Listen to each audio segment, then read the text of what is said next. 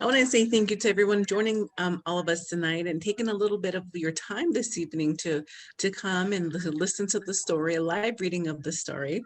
I'm excited to be here with you all tonight, and I look forward to not only just doing the reading, but also hearing some of the questions that you might have as students, as staff members. So I just want to say thank you for that. Like Kelsey said, a Hunkpapa Lakota. I grew up on the Standing Rock Reservation all of my life, and now I make my home in Rapid City, where I do love working with elementary kids. And so this story was actually born out of the need of from elementary students asking many different difficult questions. And so that's how the story came about. So we're going to get this started with this reading tonight. The title is called Peta Shows Misun The Light. Peta and Misu are actually Lakota words. So if you know what Lakota language is and you've heard about it, Peta actually means fire, but it's actually, he's named after an old medicine man that lived many years ago. And Misu means little brother in our Lakota language. And I think all of us can relate to Misu's character, because he wants to know a little bit about why people do hurtful things. So we're going to go ahead and get started. Okay. Oops. I hope we can read. I hope we can all see that. Let's see. I'm going to go like this. Sorry, guys. I'm going to go like this. And I think, Jessie, I think some of the kids have their books with them, so they can follow along with you too. Okay, sounds good. It was a cool August night, and Misu's grandmother hollered up the stairs that it was time for bed. Like every night, Misu put his books away and went downstairs to give his grandparents a hug goodnight. As he walked up to them, Misu asked, "Grandma, why are people hurtful to each other?" "What do you mean, Misu?" grandmother asked. "Well, there's a girl in my class named Lucy. Everyone makes fun of her old clothes and dirty shoes. During recess, they leave her out of games, and sometimes they even hit her. Why do they do that?" Grandmother quietly asked, "You're not mean to her, are you?" "No," Misu said. "It just makes me feel bad, and I don't understand why people treat others that way."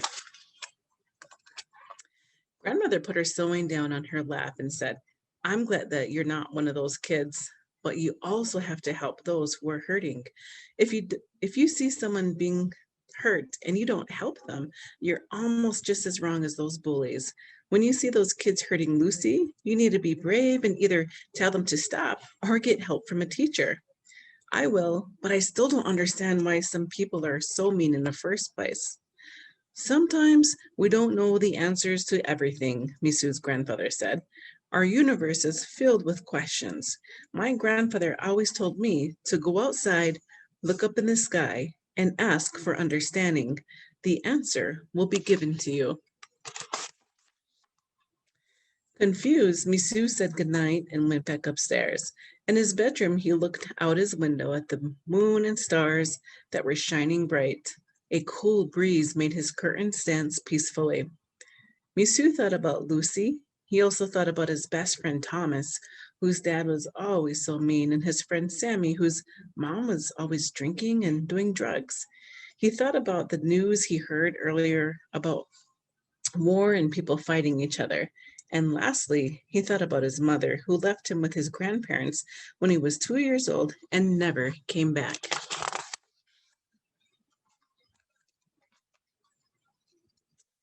With so many questions in his mind, Misu remembered what his grandfather had said.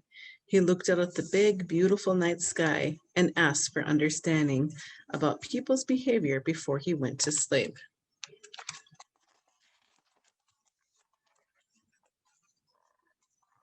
A knock on his window woke him. Outside his window, there was a beautiful blue ball of light that made him feel safe, calm, and loved. As he pushed his curtain aside, the blue light floated in.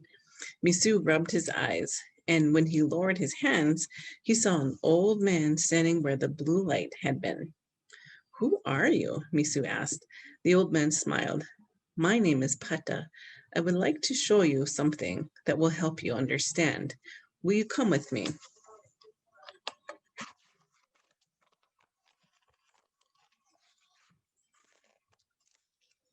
Misu nodded. Peta gently took Misu's hand and they floated out the window. They flew up through the gorgeous white clouds and the moonlight until they were far above the earth. Misu, look down at Grandmother Earth closely, Peta said. What do you see?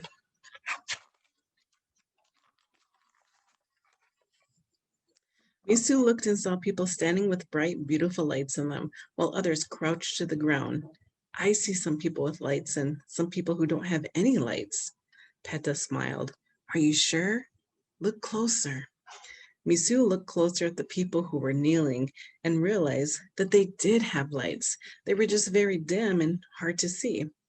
Why do you think some have brighter lights and others are dimmer? Peta asked. Misu saw that those with the dim lights were like Lucy, the kids who hurt Lucy, Thomas's dad, Sammy's mom, and his own mom. That's when everything made sense. Those with the dim lights forgot that they have lights, Misu said. They are sad, angry, lost, sick, and scared. You are right, grandson, Peta said.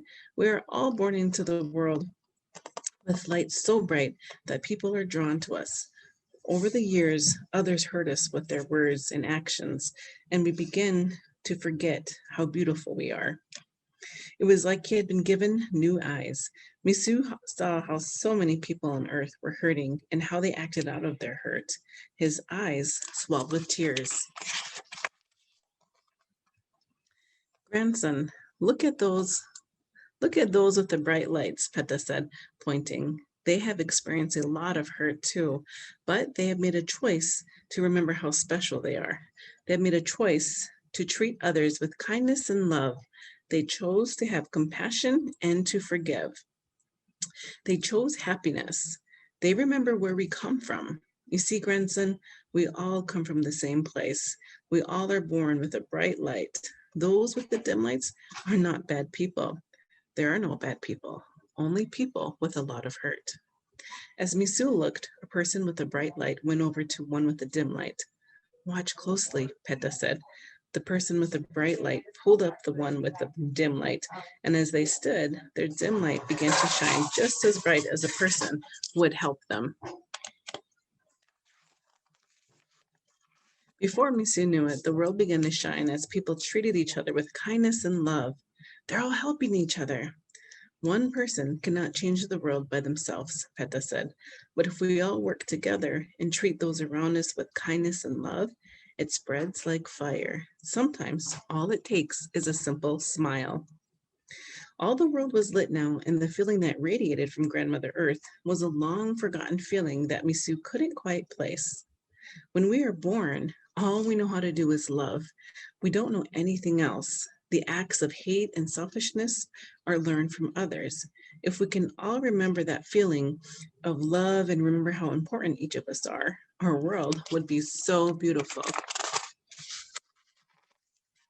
Peta's eyes started to swell with tears. Why do you cry? Misu asked. Peta pointed to his right eye and said, I have tears coming from this side because I see how many people are hurting and lost. Too many children cry every day and start to forget how special they are. Peta wiped his tear and pointed to the other side. On this side, I cried tears of joy, for now you and other children understand how simple it is to change the world to one full of kindness and love. There are tears of hope because I know that many children like you will understand and remember.